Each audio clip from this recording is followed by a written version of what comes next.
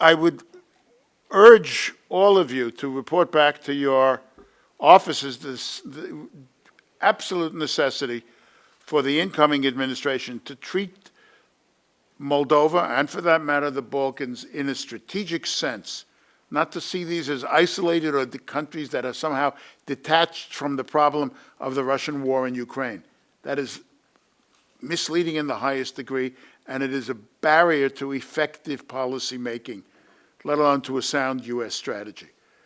A sound U.S. strategy for Moldova, as well, I would argue, for the Balkans in general, is that Russia must be defeated in Ukraine.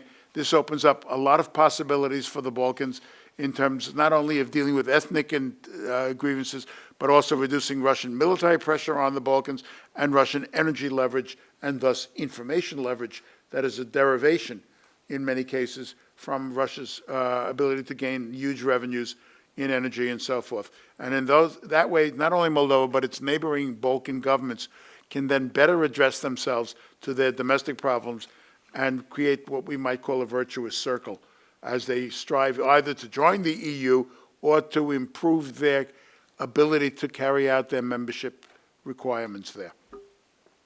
Thank you. Dr. Jensen, finishing remarks?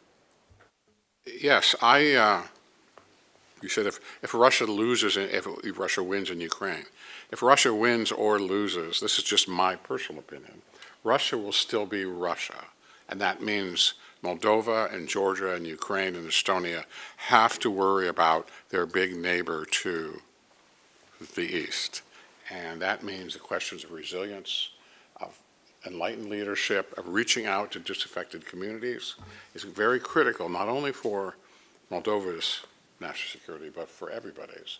And again, as Steve said, this is one big problem, which is the future of Russia and the regime, and I don't think it's going to finish anytime soon, or get very mild anytime soon. So the time for now, whether it's in Moldova or Georgia or elsewhere, for addressing and to show our support to help them and stop what's a very, very alarming trend in Russian foreign policy.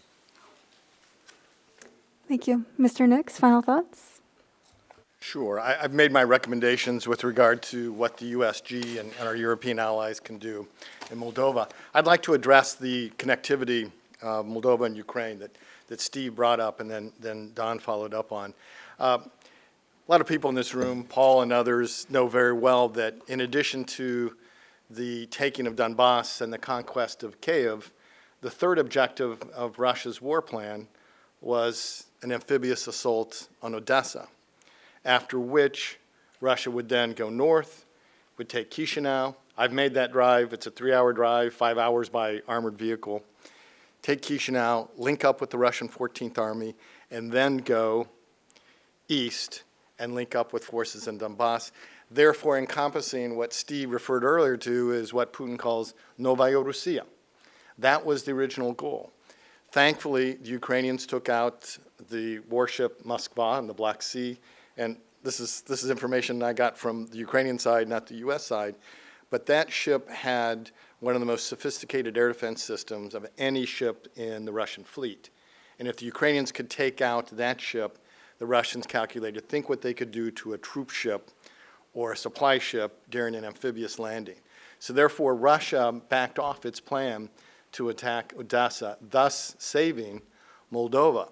So back to Steve's point is the USG and Europe have to do everything that they can to assist Ukraine in winning this war because it affects not just Moldova, it affects Belarus, it affects Russia itself.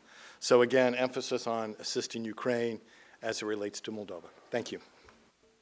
Thank you. This is a very good note to end on, as what happens in Moldova does have consequences much greater than the borders of its own country.